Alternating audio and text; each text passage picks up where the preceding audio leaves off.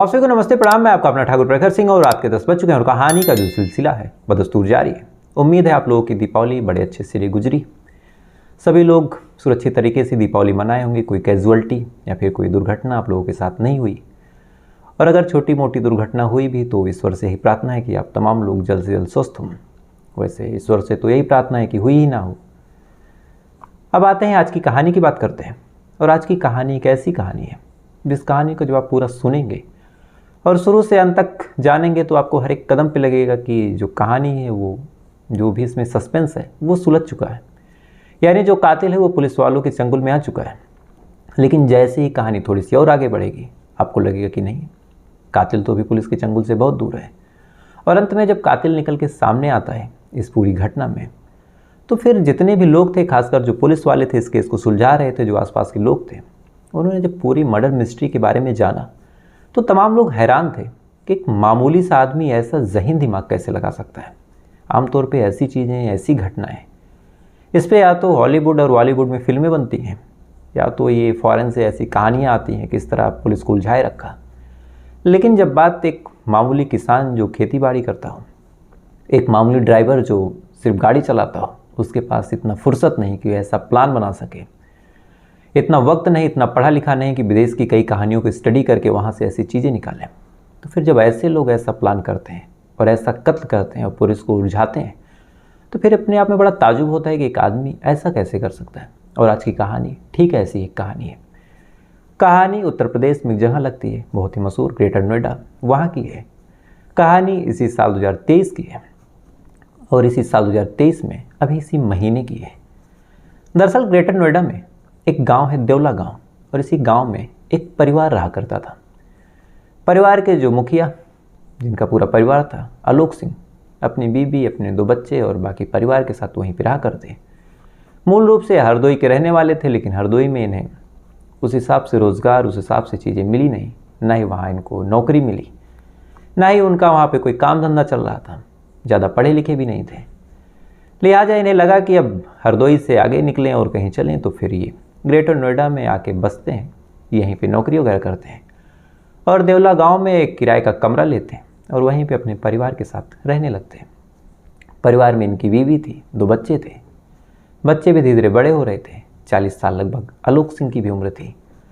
तो सारी चीज़ें बिल्कुल ठीक चल रही थी। परिवार में ना कोई कलह, ना कोई झगड़ा, बच्चे भी इज्जत करने वाले, सारी चीज़ें बिल्कुल बढ़िया, सारी चीज़ें बिल्कुल ठीक चलती रही। वक्त धीरे धीरे आगे बढ़ता रहा। दिन भर जो आलोक सिंह थे वो जॉब पे जाते हैं। जॉब पे जाने के बाद शाम को अपनी नौकरी करके घर पे आते। घर पे बीबी खाना वगैरह बनाए रहती, खाना खाते, उसके बाद बच्चों के साथ थोड़ा बहुत खेलते, मौज मस्ती करते। उसके बाद सारे लोग सो जाते हैं। सोने के बाद अगली सुबह फिर से वही ज़िंदगी, बच्चे स्कूल चले जाते, आलोक सिंह अपनी नौकरी पर चले जाते हैं। और ये सिलसिला कई सालों से चलता रहा। और इसी बीच एक तारीख आती है, और ये तारीख इस परिवार के लिए एक तरह से काली रात से कम नहीं थी। तारीख 29 अक्टूबर की। दरअसल 29 अक्टूबर को रोज़ की तरह जो आलोक सिंह थे निकलते हैं, खाते हैं, उसके बाद अपनी नौकरी पे जाते हैं, बच्चे स्कूल चले जाते हैं, बीबी अपने घर के कामों में बिजी। दोपहर हो गया। दोपहर होने के बाद शाम हुई। शाम होने के बाद अब बीबी इंतज़ार कर रही बच्चों के आने का। बच्चे आ जाते हैं, बच्चे खाना पीना खाते हैं, उसके बाद खेलने निकल जाते हैं। देखते देखते शाम के 7 बज जाते हैं। और जैसे 7 बजते हैं, अब कायदे से टाइम होता है आलोक सिंह के लौट के आने का। बीवी इंतज़ार कर रही, बच्चे भी लौट आते हैं। उसके बाद बच्चे भी पापा का इंतज़ार कर रहे हैं। देखते देखते 7:30 बज गए और आलोक सिंह अभी तक लौट के आए नहीं। और जब आधे घंटे लेट हुए तो फिर बीबी ने फ़ोन किया। फ़ोन किया तो पूरी घंटी गई, लेकिन फ़ोन लगा नहीं, यानी सामने से किसी ने फ़ोन उठाया नहीं। अब जब सामने से किसी ने फ़ोन नहीं उठाया तो बीबी थोड़ा सा परेशान, फिर से फ़ोन किया, फिर फ़ोन नहीं उठा। इधर घड़ी 8 बजा चुकी थी। अब 8 बजने के बाद तो बीबी एकदम परेशान, फ़ोन पे फ़ोन किए जा रही है, फ़ोन सामने से उठ नहीं रहा, आलोक सिंह आ नहीं रहे। अब इधर बीबी ने घर वालों को भी इत्तला कर दिया कि आज पता नहीं क्या हो गया है, कि गए तो थे ये काम पे, शाम को 7 बजे छुट्टी भी हो जाती है, कायदे से 6:30 बजे होती है, 7 बजे तक आ भी जाते हैं, लेकिन आज 8 बज गए और आए नहीं। अब घर पे जब ये खबर पहुंची तो घर वाले भी परेशान, सारे लोग फ़ोन कर रहे हैं, लेकिन सारे लोग फ़ोन करते रहे, सारे लोग अपने तरीके से बात करने की कोशिश करते रहे। रात के 9 बज गए और आलोक सिंह का कहीं कुछ पता ना चला। इधर जब रात के 9 बज गए और आलोक सिंह का कहीं कुछ पता नहीं चला तो परिवार में और जो लोग थे फौरन भाग के यहाँ पहुँचते हैं और पहुँचने के बाद जहाँ आलोक सिंह नौकरी करते थे वहाँ चले जाते हैं। जाने के बाद वहाँ पता करते हैं कि आलोक सिंह निकले थे या फिर कहाँ रह गए, कहीं नाइट ड्यूटी तो नहीं। तो ये तमाम चीज़ें जब वहाँ पे जाके परिवार के लोग पता करते हैं तो पता चलता है कि आलोक सिंह तो अपने टाइम पे 6:30 बजे कंपनी से निकल चुके हैं। अब एक आदमी जो कंपनी से निकला और घर पहुँचा नहीं तो फिर वो गया कहाँ? इधर फ़ोन लग नहीं रहा, घंटी भी लगातार जा रही। तो फिर परिवार वाले लगातार परेशान हो रहे हैं। आसपास के इलाकों में भी ये खबर फैल गई। इधर कंपनी में लोग पता करने गए तो कंपनी में भी खबर फैल गई कि एक आदमी जो यहाँ काम करता था वो काम करके निकला तो लेकिन घर तक पहुँचा नहीं। अब सारे लोग परेशान, सारे लोग खोज रहे हैं। आपस में तरह तरह की बातें हो रही कि आलोक सिंह तो ड्रिंक वगैरह भी नहीं करते थे, तो कहाँ चले गए। अब ये तमाम चीज़ें बातचीत होती रही। इसी बीच बीबी ने कहा कि नहीं, जो आलोक सिंह है आप लोगों को नहीं पता, यानी जो मेरे पति हैं वो ड्रिंक करते थे। तो एक बार हो सकता है कि किसी शराब के अड्डे पे चले गए और वहीं पे बैठ गए और फ़ोन ना उठा रहे हो, इसलिए आसपास जितने अड्डे हैं, शराब के ठेके हैं, एक बार वहाँ चेक कर लिया जाए। अब ये चीज़ बीबी ने कहा तो भाइयों को तो बड़ा अजीब लगा। उनके जानकारी में तो पति जो था, यानी जो उनका भाई था आलोक सिंह, वो शराब पीता नहीं था। लेकिन अब बीबी कह रही है तो मानने के अलावा कोई ऑप्शन भी नहीं। लिहाजा अब सारे लोग आसपास के शराब के ठेकों पे भी खोजने गए, लेकिन कहीं भी आलोक सिंह का कुछ पता नहीं चला। देखते ही देखते सुबह हो गई और सुबह होते होते तो पूरा परिवार एकदम बदहवास। बीवी अलग रो रही, बच्चे अलग रो रहे हैं, भाई लोग अलग परेशान हैं, सारे लोग खोज रहे हैं।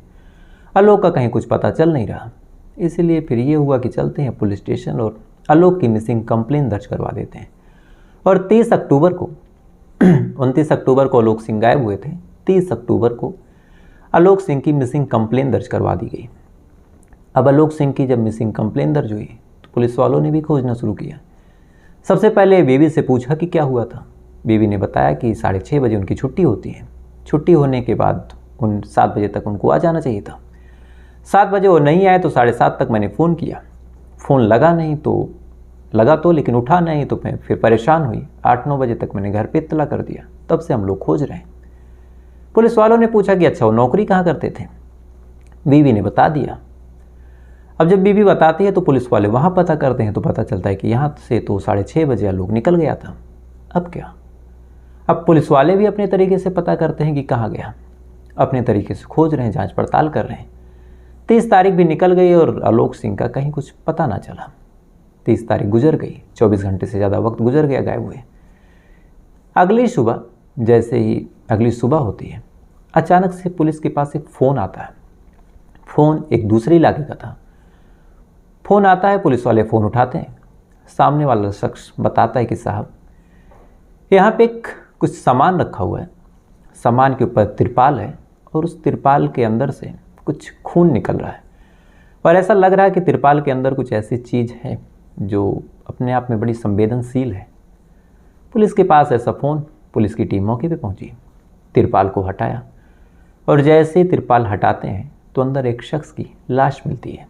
लाश देखने के बाद पुलिस वाले फ़ौरन लाश को अपने कब्जे में लेते हैं, उसको टटोलते हैं, उसके पॉकेट में हाथ डालते हैं। तमाम चीज़ें जब चेक करते हैं तो अंदर से एक आधार कार्ड निकलता है और उस आधार कार्ड को जब चेक किया गया तो पता चला कि यह आधार कार्ड किसी और का नहीं, आलोक सिंह का ही है। यानी डेड बॉडी किसी और की नहीं, आलोक की ही है। फ़ौरन पुलिस वालों ने आलोक के परिवार वालों को इत्तला किया, उसके भाई को, उसकी बीवी को। उसके बाद भाई और बीवी भागे भागे पहुँचे। इधर बॉडी को पोस्टमार्टम के लिए भेजा गया। बॉडी का पोस्टमार्टम हुआ, पोस्टमार्टम रिपोर्ट आई और पोस्टमार्टम रिपोर्ट में क्लियर लिखा था कि इस आदमी को पहले सर पे वार किया गया। सर इसका जब फट गया, आदमी बेहोश हो गया, तो बेहोशी की हालत में इस शख्स का गला दबाया गया और गला घोट के इस शख्स का कत्ल कर दिया गया। यानी अब ये जो मामला है ये कत्ल का है। अब आलोक सिंह 29 तारीख को गायब हुआ। अब 2 दिन बाद उसकी डेड बॉडी मिली और बॉडी ऐसे कि पता चला कत्ल हुआ है। फ़ौरन परिवार वालों ने कत्ल का मुकदमा दर्ज करवाया। पुलिस वाले अब कत्ल के एंगल पे जांच पड़ताल शुरू करते हैं। अब जब कत्ल के एंगल पे जांच पड़ताल शुरू करते हैं तो अब तक गुमशुदगी का कुछ पता नहीं था, कहीं से कोई सबूत भी नहीं था कि ये आदमी कहाँ जा सकता है, कहाँ नहीं जा सकता है। इधर ये मामला बढ़ के कत्ल का हो गया तो फिर जब तक यही नहीं पता चला कि ये कहाँ जा सकता है, किसके साथ था, तो फिर कत्ल हुआ कैसे और कत्ल किया किसने। पुलिस वालों ने अब जांच पड़ताल जब शुरू की, सबसे पहले ये चेक किया कि कहीं कोई सामान वगैरह तो नहीं गायब है, क्योंकि अगर सामान गायब है तो ये हो सकता है कि लूटपाट का भी मामला हो। लेकिन जब पुलिस वालों ने चेक किया तो लाश के पास से मोबाइल भी मिला, पैसे भी मिले और तमाम चीज़ें मिली। यानी मामला साफ है कि ये जो कत्ल है ये पैसे और लूटपाट के लिए नहीं किया गया, यानी किसी ने अपना पुराना बदला लिया होगा, या फिर ये जो कत्ल हुआ ये किसी रंजिश में हुआ। तो फिर रंजिश के बारे में परिवार वालों से पूछा जाएगा। तो पुलिस वालों ने अब परिवार वालों से पूछना शुरू किया कि क्या आपकी किसी से रंजिश थी, या फिर जो आलोक सिंह हैं इनकी किसी से कोई दुश्मनी थी। तो जब परिवार वालों से पूछा गया, चाहे बीवी हो चाहे भाई हो, तो सब ने एक सुर में मना कर दिया और कहा कि नहीं, आलोक की ना तो किसी से कोई दुश्मनी थी, ना ही किसी से कोई रंजिश थी, और कौन ऐसा कर सकता है इस बारे में हमें कोई अंदेशा भी नहीं है। अब परिवार वालों ने जब अपना पल्ला झाड़ लिया कि हमें कुछ पता ही नहीं है, तब पुलिस वालों को लगा कि ये तो अजब मामला है, यहाँ बिना रंजिश के कत्ल हो नहीं सकता, और परिवार वालों को किसी पे डाउट ही नहीं है, तो फिर अब क्या करें। बहरहाल पुलिस वालों ने सोचा कि एक काम करते हैं, इस शख्स की कॉल डिटेल निकालते हैं, चूँकि मोबाइल वगैरह गायब नहीं है, और जहाँ पे लाश मिली है उस आदमी के घर वापस आने के रास्ते में जगह पड़ती भी नहीं है, तो पॉसिबल है कि कोई ऐसा हो जिसने फ़ोन करके बुलाया हो और बुला के कत्ल कर दिया। लिहाजा पुलिस वालों ने इस मरने वाले शख्स की कॉल डिटेल खंगालनी शुरू की, और जब कॉल डिटेल खंगाली तो अंत में एक नंबर मिला, और ये नंबर था रवि नाम के शख्स का। अब रवि नाम के शख्स का जब नंबर मिला, पुलिस वालों ने इस बारे में जब परिवार वालों से जिक्र किया, तो परिवार वालों से जिक्र करते ही जो बीबी थी वो तो चुप हो गई, लेकिन जो मरने वाले का भाई था फ़ौरन कहने लगा कि साहब, अगर रवि का नंबर मिला है तो कातिल कोई और नहीं, रवि ही है, और मैं डंकी की चोट पे कहता हूँ कि रवि ही नहीं, इसमें मेरी भाभी यानी आलोक की जो पत्नी है रोली, वो भी शामिल है। अब पुलिस वालों ने जब ये बात सुनने के बाद पुलिस वाले भी सन्न रह गए कि अब तक तो पुलिस वाले जांच पड़ताल कर रहे हैं, देवर भाभी दोनों एक साथ जांच पड़ताल में पूरा सहयोग कर रहे हैं, एक ऐसा नंबर कॉल डिटेल में निकलता है, निकलने के बाद अब फ़ौरन जो देवर है अपनी भाभी पे भी इल्ज़ाम लगा रहा है और कह रहा है कि कातिल कोई और नहीं, मेरी भाभी ही है, यानी मरने वाली की बीवी, और ये रवि है तो रवि से इसका क्या कनेक्शन। अब सवाल कई थे, जवाब कोई नहीं। बहरहाल परिवार वालों में खासकर जो भाई था उससे पुलिस वालों ने पूछा कि भैया ऐसे कैसे बोल सकते हो। तो इस पर भाई ने कहा कि जो रवि है ये मेरी भाभी यानी रोली का बॉयफ्रेंड है, और इन दोनों की वजह से कई बार परिवार में कलह हो चुकी है। शुरुआत में हमें नहीं लगा था कि रवि का कोई इसमें हाथ होगा, चूँकि वहाँ तक हमारी सोच गई ही नहीं, लेकिन जब लास्ट कॉल और तमाम चीज़ें जब रवि की मिल रही हैं तो मुझे पूरा यकीन है कि रवि ने ही बुलाया होगा, रवि ने ही मार दिया होगा। अब ये चीज़ जब पुलिस वालों ने सुनी, और ख़ासकर भाई जब खुद कह रहा है कि भाभी और रवि ही शामिल है, तो पुलिस वालों को लगा कि चलो इस एंगल पे भी जांच पड़ताल करते हैं। लिहाजा पुलिस वालों ने जांच पड़ताल का जो दायरा है भाभी रोली और उसके आशिक रवि के इर्द गिर्द घुमा दिया। दोनों की कॉल डिटेल निकालनी शुरू की, दोनों के बारे में पता करना शुरू किया। तो जब कॉल डिटेल निकाली यानी रोली की और रवि की, तो पता चला कि दोनों घंटों घंटों बात करते हैं, यानी कोई ऐसा दिन नहीं, कोई ऐसा वक्त नहीं। और ख़ासकर जिस दिन ये दोनों बात कर रहे थे, यानी जिस दिन वो गायब हुआ था आलोक सिंह 29 तारीख को, उस दिन भी शाम को लगभग 5 से 6 बजे तक रोली और रवि एक दूसरे से बात कर रहे थे फ़ोन पे।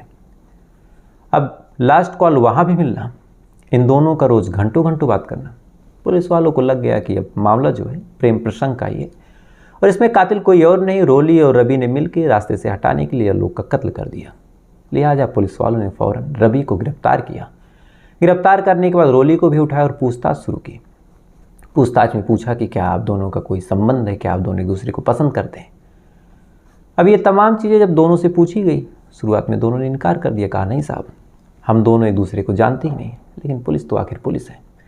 जब पुलिस ने अपना पुलिसिया अंदाज अपनाने के बाद जब पूछताछ शुरू की कायदे से, तो रवि भी टूटता है और रोली भी टूटती है, और दोनों कहते हैं कि हाँ साहब, हम दोनों एक दूसरे से प्यार करते हैं और एक दूसरे के साथ रहना चाहते थे।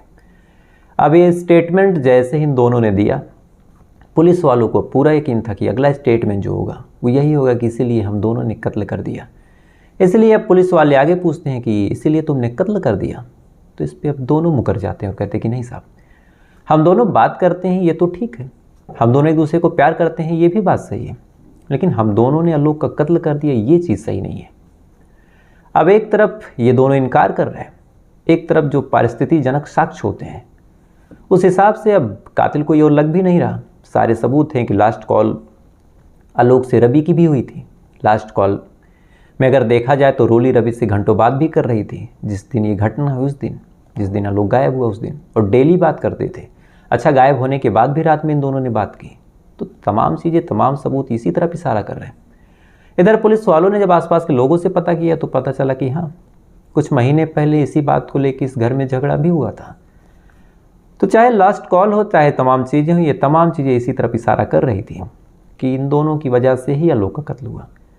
लिहाजा पुलिस वालों ने अब मान लिया कि रवि और रोली ने मिलकर आलोक का कत्ल कर दिया।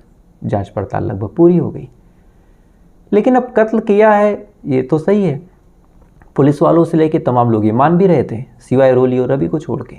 लेकिन कत्ल किया तो क्राइम सीन पे कुछ प्रेजेंस मिलनी चाहिए, कत्ल कैसे हुआ ये भी पता चलना चाहिए। मोटिव तो है ये तो समझ में आ रहा, लेकिन कत्ल कैसे हुआ ये नहीं समझ में आ रहा। मर्डर वेपन कहाँ है ये भी नहीं समझ में आ रहा।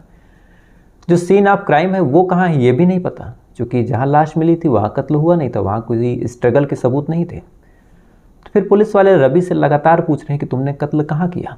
रवि लगातार मना कर रहा है कि मैंने साहब कत्ल नहीं किया, मैंने कत्ल नहीं किया। अब पुलिस वाले जब 1-2-3 दिन तक पूछताछ कर रहे, रवि लगातार मना कर रहा, अपने तरीके से हर हथकंडा अपना लिया, रवि टस से मस नहीं हो रहा। तो फिर पुलिस वालों के जहन में बस 2 चीज़ें आई कि या तो रवि कातिल है ही नहीं, और या तो ये बहुत ज़हीन दिमागी और बहुत छटा हुआ बदमाश है। लेकिन चाहे जितना छटा हुआ बदमाश हो, 3 दिन तक अगर यूपी पुलिस अपने अंदाज में पूछताछ कर रही है तो कायदे से चाहे जो हो उसे टूट जाना चाहिए। लेकिन यहाँ रवि एकदम अडिग था। तो हो सकता है कि रवि सही कह रहा हो, तो फिर कातिल कौन है। अब पुलिस वालों ने जब इस एंगल पे जांच पड़ताल शुरू की कि अब कातिल कौन हो सकता है तो फिर इन दोनों से ही पूछताछ हुई कि कातिल हो कौन सकता है। तो फिर इन दोनों से जब पूछताछ हुई तो इन दोनों ने कहा कि साहब, अगर बात करने से ही आपको लगता है कि कातिल रवि ही है, तो बात तो एक आदमी और करता था, और जिसका नाम था सर्वेश यादव। और सर्वेश से तो आलोक की अच्छी खासी दुश्मनी भी थी, यानी दोस्ती भी थी, माफ़ कीजिएगा। सर्वेश आलोक का अच्छा खासा दोस्त था, तो पॉसिबल है कि कत्ल वो भी कर सकता है, चूँकि वो भी इस महिला यानी रोली से बात करता था।